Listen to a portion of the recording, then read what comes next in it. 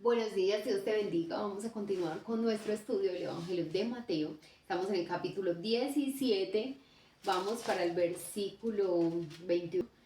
Y recuerden que estamos estudiando este Evangelio con el comentario bíblico de William McDonald. Pero este género no sale sino con oración y ayuno. ¿Qué nos va a contar William acerca de esta palabra del Señor?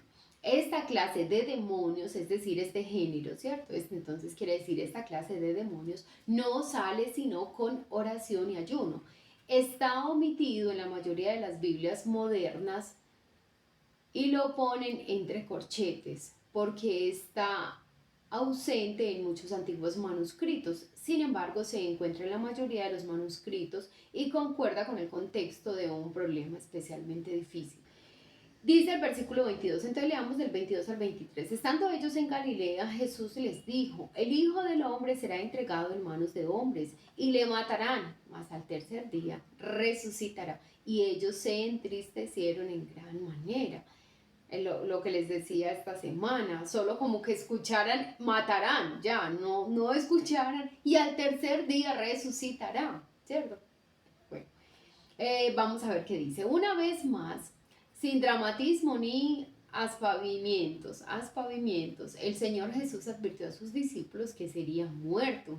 Sería una vez más una palabra de vindicación y de victoria. Resucitaría el tercer día. Si no les hubiese anunciado su muerte por adelantado, es indudable que habrían quedado desilusionados por tal suceso. Una muerte vergonzosa y cruel no era consecuente con sus expectativas tocantes al Mesías. Tal como había de ser, se sintieron muy entristecidos al saber que los dejaría y que sería muerto. Oyeron la predicción de su pasión, pero parece que no asimilaron la promesa de su resurrección. Leamos del 24 al 27. Cuando llegaron a Capernaum, vinieron a Pedro los que cobraban las 2 dracmas y le dijeron, vuestro maestro, miren pues qué atrevidos, vuestro maestro no paga los dracmas. Él dijo, sí. Y al entrar en la casa, Jesús le habló primero diciendo, ¿qué te parece, Simón? Los reyes de la tierra, ¿de quiénes cobran los tributos o los impuestos? ¿De sus hijos o de los extraños? Pedro le respondió, de los extraños. Jesús le dijo, luego los hijos están exentos. Sin embargo, para no ofenderles, ve al mar y echa el anzuelo, y el primer pez que saques, tómalo, y al abrirle la boca, hallarás un estatero. Tómalo y dáselo por mí y por ti. Vamos a leer esos versículos, esta lección del Señor es tremenda. 24 al 25. Ya en Capernaum, los recaudadores de impuestos de las 2 dracmas para el sostenimiento del templo preguntaron a Pedro si su maestro, es decir, si el Señor Jesús, había pagado el medio ciclo que se usaba para financiar el costoso servicio del templo. Pedro respondió, sí, quizá el errado quería evitar un apuro a Cristo. Dijo mentiras Pedro ahí. Yo no entiendo. Vuestro maestro no paga los 2 dracmas. Él dijo sí. Bueno, ahí dijo mentiras Pedro como por evitarle un problema al Señor Jesús. En lo que sigue vemos la omnisciencia del Señor. Cuando Pedro llegó a la casa, Jesús le habló primero, antes que Pedro tuviese la posibilidad de contarle lo sucedido. ¿Qué te parece, Simón? Los reyes de la tierra, ¿de quién cobran tributos o impuestos? ¿De los hijos o de los extraños? La pregunta se ha de comprender a la luz de aquellos tiempos. Un gobernante hacía pagar tributo a sus súbditos para el sustento de su reino y de su propia familia, pero no hacía tributar a su propia familia. Generalmente, bajo las formas de gobierno de las democracias occidentales, todos pagan tributos, incluyendo el gobernante y su familia. Versículo 26. Pedro contestó correctamente que los gobernantes cobran tributos de los extraños. Jesús le respondió entonces que los hijos están exentos. La cuestión era que el templo era de la casa de Dios. Que Jesús, el Hijo de Dios, pagase tributo para el sustento del templo equivaldría a pagarse tributo a sí mismo. Claro, solo que como los líderes religiosos no lo veían como Jesús, el Mesías, el Hijo de Dios, pues para ellos simplemente era un judío más, un nazareno, un hijo de un carpintero que tenía que pagar tributo, ¿cierto? Versículo 27. Sin embargo, mejor que no ofender innecesariamente, el Señor accedió a pagar el impuesto. Pero, ¿qué iba a hacer para conseguir el dinero? No hay ningún registro de que Jesús llevase jamás dinero sobre su persona. Bueno, no hay registro de que Jesús llevara dinero él mismo, ¿cierto? Pero él sí tenía un tesorero, entonces sabemos que en el ministerio del Señor Jesús, pues habían personas que posiblemente ofrendaban para el sustento de los discípulos y del Señor Jesús, pero era Judas Iscariote quien negó a nuestro Señor, quien vendió a nuestro Señor, que tenía la bolsa, dice la Biblia, que él sustraía de esa bolsa, ¿cierto? Entonces él sí tenía unos recursos, pero pues nuestro Señor Jesús no los tenía ahí a la mano. Y mira qué bonito también ese ejemplo, ¿cierto? Yo no estoy muy de acuerdo que un líder de una iglesia sea quien maneje los recursos de la iglesia. Creo que es más sano siempre que haya una persona o varias personas, no una sola persona, varias personas que se hagan cargo de las finanzas de la iglesia, porque ese líder puede verse tentado en alguna situación a manipular de alguna forma. Entonces siempre es muy sano que personas externas con una buena fe, un buen testimonio, administren los recursos de la iglesia. Envió a Pedro al mar de Galilea diciéndole que tomase el primer pez que pescase. En la boca de aquel pez habría un estatero, moneda que Pedro emplearía para pagar el tributo, la mitad para el Señor Jesús y la otra mitad para él mismo. Este asombroso milagro, narrado de la manera más comedida, demuestra claramente la omnisciencia de Cristo. Él sabía que uno de todos los peces del mar de Galilea, eso era, pues para ti, para mí es una simple historia. Ay, pues sí, Pedro fue, pescó y lo sacó, pero ¿cómo sabía? ¿Cómo sabía el Señor que en medio de todos los peces que hay en ese mar iba a Pedro a sacar uno e iba a tener el dinero en la boca? Esa es la omnisciencia de nuestro Señor. Entonces dice, él sabía que uno de todos los peces del mar de Galilea tenía un estatero en la boca. Sabía dónde se encontraba aquel pez y sabía que sería el primer pez que Pedro atraparía. Eso no es coincidencia. No hay ninguna coincidencia ahí. Si hubiese estado involucrado algún principio divino, Jesús no habría pagado. Pero le era cosa moralmente indiferente para él y estaba dispuesto a pagar antes que a ofender. Los creyentes estamos libres de la ley, pero en cuestiones no morales deberíamos respetar las conciencias de los otros y no hacer nada que cause ofensa. Miren qué bonito esto. Pero en cuestiones morales, tú y yo como creyentes estamos libres de la ley. En cuestiones no morales deberíamos respetar la conciencia de los otros y no hacer nada que cause ofensa a otros, que ofenda a otros. Hay muchas cosas que tú y yo sabemos, esto no es pecado y yo puedo hacerlo. Pero eso ofende al otro. Eso puede afectar al otro o afectar su conciencia. ¿Recuerdan cuando Pablo dice, si es necesario que yo no vuelva a comer carne, yo no vuelvo a comer carne? Por causa de ustedes. Para Pablo no era un problema comer carne. Para él no era un problema ir a la carnicería y comprar carne y comérsela.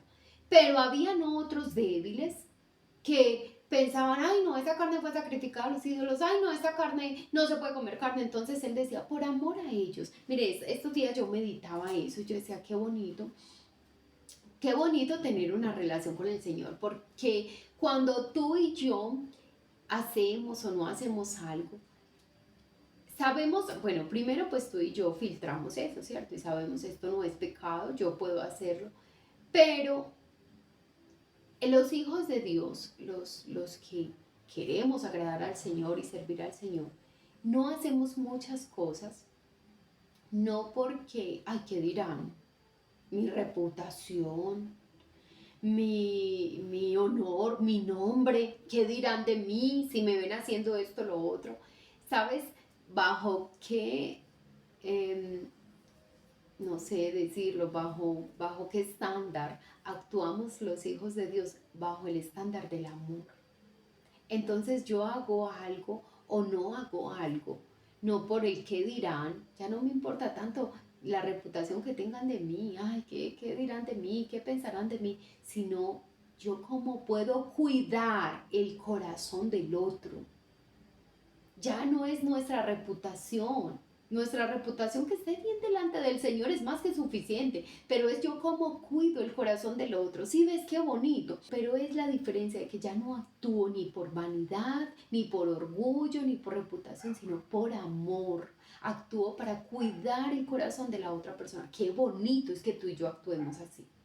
Qué bonito es que tú y yo digamos, ay no, yo no voy a hacer esto porque yo sé que esto puede afectar la conciencia de ella o de él. Yo sé que esto puede afectarle, entonces no lo voy a hacer. Hermoso, hermoso. Miren, el Señor podía no pagar tributos y decir, no, yo soy el Hijo de Dios. Yo soy Dios mismo aquí encarnado. ¿Cómo voy a pagarme tributos? A mí el templo es mío. No, simplemente mandó a Pedro a que sacara dinero de la boca de un pez y pagara los tributos. ¿Sí ves cómo es pagar impuestos en este mundo, en esta tierra, en nuestra vida? Es algo normal. Hay tributos y tú y yo no podemos decir es que yo no soy de este mundo. Yo estoy aquí de paso, yo no voy a pagar tributos, yo no voy a pagar ni el predial, ni voy a pagar ningún impuesto de mi vehículo, ni ningún impuesto de nada, porque yo no soy de aquí.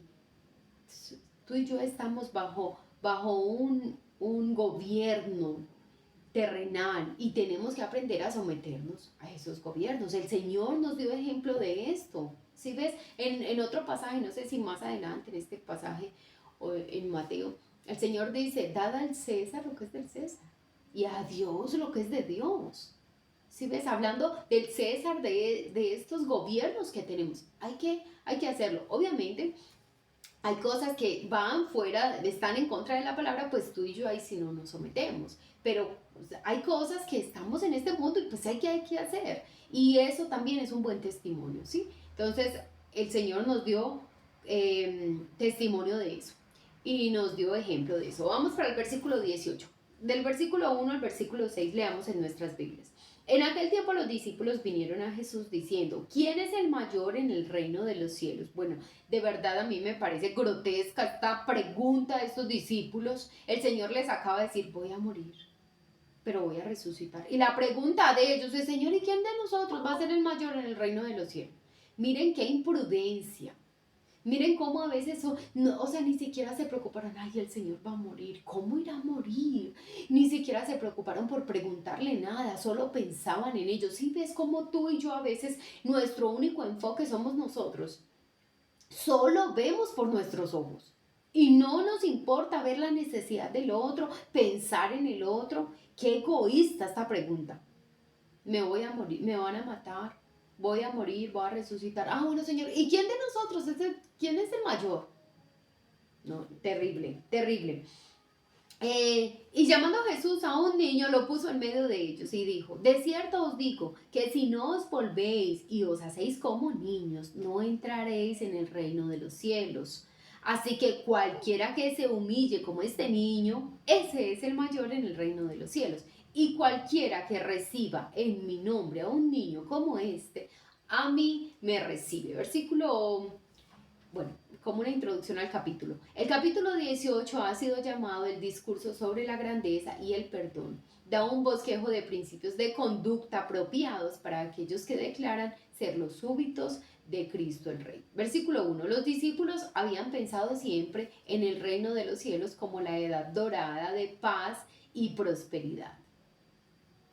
Ahora comenzaban a codiciar posiciones privilegiadas en el mismo. Su espíritu egoísta encontraba expresión en esta pregunta. ¿Quién es entonces mayor en el reino de los cielos? Versículo 2 y 3. Jesús contestó con una lección objetiva viviente, poniendo en medio de ellos a un niño. Les dijo que cualquiera que quiera entrar en el reino de los cielos ha de volverse y hacerse como los niños. Él estaba refiriéndose aquí al reino en su realidad interior. A fin de ser un creyente genuino, cada uno ha de abandonar los pensamientos de grandeza personal y asumir la posición humilde de un niño pequeño. Bueno, en este tiempo vemos niños que ya no son tan humildes, pero pues generalmente un niño no se cree más que nadie, ¿cierto? Hay excepciones, sí, hay muchas excepciones y sobre todo en este tiempo, pero pues los niños son humildes, ellos se ven igual que otro, no le importa jugar a un niño que tiene muchas cosas, muchos juguetes, muchas comodidades, con un niño humilde, no le importa, ¿cierto? No les importa jugar con ese niño que menos tienen, ni siquiera se dan cuenta a veces, ni siquiera se dan cuenta. Entonces es de esa humildad, es esa enseñanza que quiere darle el Señor a los discípulos. No es pensar quién es más grande, quién hace más. Y mira, a veces caemos en ese error, sobre todo en las congregaciones. Como que yo soy la que más ayuno, yo soy la que más oro, yo soy la que más participo en esto, y yo soy, entonces como que me creo mejor, que me creo mejor cristiano, mejor hijo de Dios, ¿cierto? Y nada de eso es real. Voy a silenciar micrófonos, que a alguien se les encendió el micrófono. Y nada de eso. Tú y yo debemos sentirnos los más eh, sencillos, los que menos merecemos, y por eso el privilegio, por eso debemos sentirnos privilegiados al servirle al Señor. Él siendo Dios, el dueño de todas las cosas, y nosotros poderle servir es un privilegio. No deberíamos sentirnos más que nadie por hacerlo. Esto comienza cuando reconoce su pecaminosidad e indignidad. Es el primer paso. Reconocer que somos pecadores, que somos indignos de ser salvos y de recibir a nuestro Señor. Y cuando recibimos a nuestro Señor como nuestra única esperanza, reconocemos que nadie más nos puede salvar, que no nos podemos salvar a nosotros mismos, sino que necesitamos al Señor. Esta actitud debería proseguir a lo largo de su vida cristiana. Jesús no estaba implicando que sus discípulos no estuviesen salvos, no estaba diciendo aquí el Señor que los discípulos no fueran salvos. Todos menos Judas tenían una verdadera fe en el Señor Jesús y estaban por ello justificados, pero no habían aún recibido al Espíritu Santo como persona residente, y por ello carecían de poder para una verdadera humildad que nosotros sí tenemos hoy, aunque no lo empleamos como deberíamos. Mira qué hermoso esto. Quiere decir que cuando una persona tiene un mero conocimiento del Señor, no puede obtener esa verdadera humildad, esa humildad genuina que un verdadero hijo de Dios, sellado por Dios a través de su Espíritu Santo, tiene. No puede. No se siente tan inmerecedor, no se siente tan indigno. Pero cuando llega el Espíritu Santo de Dios a nosotros, nos hace como que ver nuestra condición real, como que limpia el espejo. Yo pienso que es cuando una persona no conoce al Señor, no tiene el Espíritu Santo de Dios, es como si se viera en un espejo empañado y como que se ve bien. Pero llega alguien y te limpia el espejo, ay no. Así, como que tú ves tu realidad, pero debes tener al Espíritu Santo de Dios en tu vida, obrando en ti para reconocer tu condición. También necesitaban convertirse en el sentido de cambiar todos sus falsos pensamientos para amoldarse al nuevo reino, ¿cierto? Al reino del Señor. Versículo 4.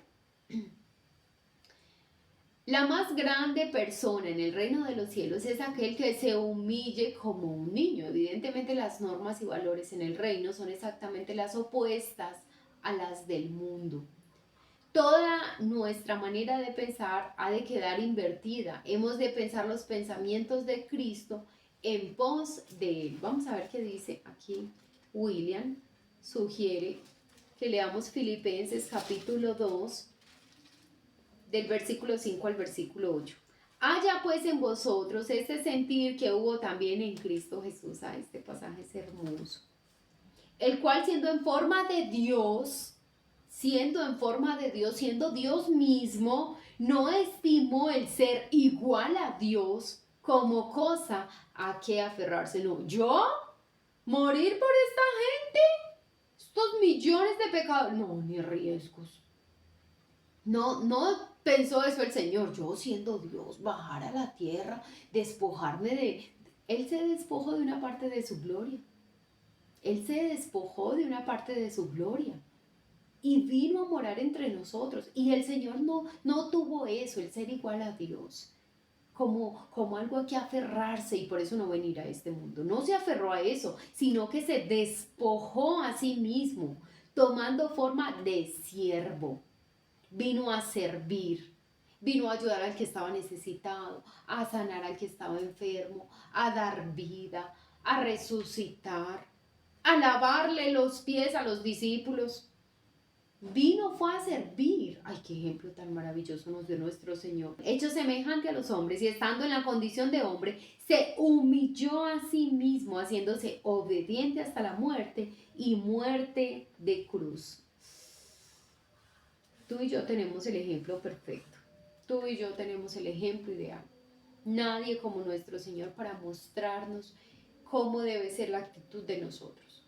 No significa que tú y yo nos dejemos abusar, no, hay extremos, pero, pero estamos llamados a servir, pero estamos llamados a ser humildes, estamos llamados a la bondad, al amor, a la misericordia. Entonces siempre es vernos como Dios nos ve, vernos como realmente somos y no creernos más que nadie, no pensar más de nosotros, de lo que deberíamos, como decía Pablo, ¿cierto? Nadie tenga un mayor concepto de sí mismo del que debe. Y tú y yo podemos tener un concepto correcto de nosotros, es en el Señor. Él es el único que nos mantiene en el lugar correcto. Si tú y yo nos alejamos del Señor, nos desviamos del Señor, nos terminamos creyendo mejores que otros o más merecedores de cosas que otros. Entonces que el Señor nos ayude. Versículo 5. Aquí el Señor Jesús casi imperceptiblemente desde el tema de un niño natural a un niño espiritual. Deme un segundo, le doy ingreso a Luna. Aquí el Señor Jesús pasa casi imperceptiblemente desde el tema de un niño natural a un niño espiritual. Todo aquel que en su nombre recibe a uno de sus humildes seguidores será recompensado como si hubiese recibido al Señor mismo. Lo que se hace para el discípulo es contado como si hubiese sido hecho para su maestro. Qué bonito esto, ¿cierto? Que todos los que nos sirvan a nosotros de alguna forma, nos ayuden, nos sirvan, están sirviendo al mismo Dios. Y si nosotros servimos a alguien, a un hijo de Dios, estamos sirviendo al mismo Dios. Qué bendición. En algún momento alguien quería darle una ofrenda a una persona y esa persona no la quería recibir. No te preocupes, no. Y esa persona dijo, sabes que no me prives de la bendición, porque tú eres una hija de Dios y yo sé que darte es bendición para mí. Pues obviamente no lo estaba haciendo con esa intención, ¿cierto? Ella quería y además la persona tenía una necesidad, entonces le estaba dando con mucho amor, con mucho cariño. Pero mira cómo le hace ver, es que yo no te estoy dando y estoy perdiendo, yo no pierdo. Al contrario, yo gano, porque es para el mismo Señor que lo estoy haciendo, al darte a ti. Así deberíamos ver tú y yo cuando damos a otra persona. No lo veamos como pérdida, ay, le di y solo me quedó esto. No, veámoslo como ganancia. Yo le di, pero yo estoy sembrando en buena tierra. Es como si le diera al mismo Señor. Y Él no se queda con el pago de nadie, Él no es deudor de nadie. El Señor siempre paga. Entonces estamos haciéndolo bien. Versículo 6. En cambio, todo aquel que seduzca al creyente a pecar incurre en gran condenación. Más le vendría. Bueno, pero ese 6 no lo leímos, ¿cierto? Nosotros leímos hasta el 5. Hasta el 5. Ahora leamos. Yo no sé por qué lo separo así. Leamos el 6. Y cualquiera que haga tropezar a alguno de estos pequeños que cree en mí, mejor le fuera que se colgase al cuello una piedra de molino de asno y que se le hundiese en lo profundo del mar. En cambio, todo aquel que seduzca al creyente a pecar incurre en una gran condenación. Más le valdría que le colgasen al cuello una piedra de molino de asno y que se ahogase en el fondo del mar. El texto hace referencia a una piedra de molino de gran tamaño. Habría otras piedras que podían volverse a mano en el hogar, o sea, como más pequeña, ¿cierto? Ya es cosa mala pecar contra uno mismo, pero hacer pecar a un creyente es destruir su inocencia, corromper su mente y manchar su reputación. Mejor morir violentamente que frivolizar con la pureza de otro. Pues el que ya lleva más tiempo con el Señor, pues debería estar más maduro, más consciente, pero díganme una persona que recién está llegando al Señor y que otra persona y sobre todo un creyente le haga tropezar. Entonces miren qué dice, es mejor que se atara una de estas piedras en el cuello y se echara a lo profundo del mar. Es mejor morir violentamente que ser piedra de tropiezo para otros. Mírala acá, mira la piedra de molino. Entonces, a eso se refería el Señor. Eso sería una muerte muy trágica, ¿cierto? Pero el Señor dice, es mejor que haga eso, a que sea piedra de tropiezo para otra persona. Vamos a seguir leyendo. Ahora leamos del versículo 7 al 14. Ay del mundo por los tropiezos, porque es necesario que vengan tropiezos, pero ay de aquel hombre por quien viene el tropiezo. Todos vamos a tropezar, claro que sí. El problema es que yo sea la ocasión de tu tropiezo, sea la piedra para tu tropiezo. Entonces dice el Señor, ¿van a venir tropiezos? Claro que sí, van a venir tropiezos, pero hay de aquellos que sean esa piedra de tropiezo para otros. Por tanto, si tu mano o tu pie es ocasión de caer, córtalo y échalo de ti. Mejor te es entrar en la vida cojo o manco que teniendo 2 manos y 2 pies ser echado en el fuego eterno. Y si tu ojo te es ocasión de caer, sácalo y échalo de ti. Mejor te es entrar con un solo ojo en la vida que teniendo 2 ojos ser echado en el infierno de fuego. Mirad que no menospreciéis a uno de estos pequeños, porque os digo que sus ángeles en los cielos ven siempre el rostro de mi Padre que está en los cielos. Porque el Hijo del Hombre ha venido para salvar lo que se había perdido. ¿Qué os parece? Si un hombre tiene 100 ovejas y se descarría una de ellas, no deja las 99 y va por los montes a buscar a la que se había descarriado. Y si acontece que la encuentra, de cierto os digo que se regocija más por aquella que por las 99 que por las 99 que no se descarriaron. Así no es la voluntad de vuestro Padre que está en los cielos, que se pierda uno de estos pequeños. Entonces vamos a desarrollarlo. Versículo 7. Jesús prosiguió explicando que es inevitable que vengan tropiezos. El mundo, la carne, el diablo, tú y yo, nosotros mismos, nuestra concupiscencia, van a traer tropiezos a nuestra vida. ¿Sí? No es, recuerden que empieza por nosotros, lo que leíamos esta semana. De nuestro corazón salen los malos pensamientos, los malos deseos, los homicidios, los adulterios, de nuestro corazón, ¿cierto? De nuestra concupiscencia. Entonces va a venir tropiezo de nosotros. Tú y yo aquí tranquilitos, sentaditos, incluso orando. Yo no sé si a ti te ha pasado, pero orando y viene un mal pensamiento. ¡Ay, diablo mentiroso! Tu misma carne, nuestra concupiscencia siempre está ahí tratando de hacernos tropezar. Entonces, tropiezos hay por toda parte, ¿cierto? Tentación hay por toda parte. Pero entonces aquí dice, la carne, el diablo, están coaligados para seducir y pervertir. Pero si una persona viene a hacerse agente de las fuerzas del mal, su culpa será grande.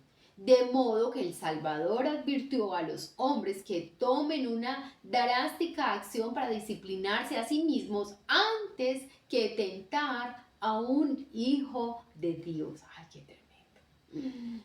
Versículo 8 y 9. Tanto si el miembro pecador es la mano como si el pie o el ojo, mejor entregarlo al bisturí del cirujano antes que dejar que destruya la obra de Dios en la vida de otra persona. Es mejor entrar en la vida sin miembros o vista que ser lanzado al infierno con todos los miembros intactos. Nuestro Señor no implica con ello que en el cielo algunos cuerpos vayan a carecer de miembros, sino que sencillamente describe la condición física en el tiempo en que un creyente abandona esta vida para entrar a la otra. No puede haber duda que el cuerpo de la resurrección será completamente perfecto. Pues esto no es una referencia a que vamos a estar sin algún miembro en el reino de los cielos.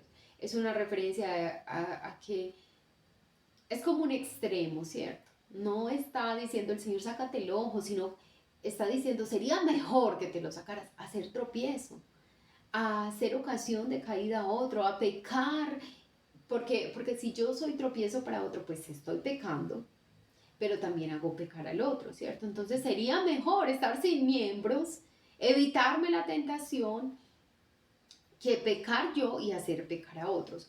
Pero nosotros podemos traerlo completamente a este sentido espiritual, es a qué tengo que renunciar. Mira, a veces somos chismosos. Somos chismosos y vamos y le contamos el chisme al otro y le hacemos pecar. A veces, no sé, de pronto yo estoy hay personas que se cargan muy fácil con la situación de otros, ¿cierto? Entonces yo estoy resentida con alguien y voy y descargo todo ese resentimiento que tengo en otra persona y hago que esa persona también se resienta. Empática la persona, entonces también se resiente con la otra y yo le hago pecar. ¿Sí ves? Entonces tenemos que ser muy cuidadosos. ¿Qué hago yo? ¿En qué puedo pecar y puedo ser ocasión de pecado para otra persona? Porque aunque tú seas salvo, si eres ocasión de pecado para otra persona, Dios nos va a demandar eso. Dios nos va a pedir cuentas por eso, porque fuimos tropiezo para otra persona. Versículo 10. A continuación el Hijo de Dios advirtió en contra de menospreciar a uno de estos pequeños suyos, sean niños, sean cualquiera que pertenezca al reino de los cielos. Para enfatizar la importancia de ellos, añadió que sus ángeles están constantemente en presencia de Dios contemplando su rostro. Aquí probablemente ángeles se refiere a ángeles guardianes, ¿cierto? Dios pone a disposición nuestra ángeles guardianes, no para que tú y yo pidamos a esos ángeles guardianes. Miren lo que dice, que los ángeles del Señor están constantemente en la presencia de Dios. No están diciendo constantemente ahí al lado de ustedes, escuchándolos. No, es el Señor. Y si no sé, pues yo no sé, pero si alguien va a tropezar, va a caer, pues Dios puede mandar sus ángeles, ¿cierto? Para que lo ayuden, para que lo guarden de un accidente, para que lo guarden de un robo. Miren, mi mamá cuenta una historia, ella estando todavía soltera, estaba en un lugar y ya era tarde, pues en ese tiempo era tarde, ahora la gente sale hasta muy tarde en la madrugada, pero pues en ese tiempo una muchacha a las 9 de la noche en la calle, eso era una cosa escandalosa, no sé mi mamá qué hacía tan tarde en la calle. Estaba en un lugar, entonces ya iba para la casa y eran como las 9 de la noche. Y dice mi mamá que ella vio unos hombres, creo que eran dos hombres, en una esquina y ella tenía obligatoriamente que pasar por esa esquina. Ella los vio y ella se asustó tanto, pero no conocía al Señor, ella todavía no conocía al Señor. Y ella se asustó tanto y ella empezó, claro, como a orar y a pedirle al Señor que la cuidara y que los hombres estos dicen, no, no, es que va con mucha gente, va con mucha gente. Mi mamá iba sola. Mi mamá dice, yo estoy segura que Dios, y la miraban, pero decían, no, es que va con mucha gente. Y ella sentía murmullos, como que hablaban gente atrás, y los chicos allá, y miraban y decían, no, es que va con mucha gente, mi mamá iba sola. El Señor envió sus ángeles para que guardaran a mi mamá y los hombres vieran como que iba muy acompañada. ¿Sí ves? Esa es la protección de nuestro Señor, pero no estamos llamados nosotros ni a invocar a los ángeles, ni a pedir al ángel que venga, ni cada uno tiene un angelito que... No, Dios tiene unos ángeles con los que cuida a cada uno de sus hijos, pero es Él quien manda, Él es quien decide cuándo van, Él es quien decide cuándo nos asisten, amén. Es el Señor. Perdón, no estamos llamados a orar ni a pedir a los ángeles. Dejémoslo aquí, quedamos en el versículo 10. Mañana continuamos. Dios les bendiga, muchas gracias por estar acá y mañana nos vemos con la ayuda del Señor.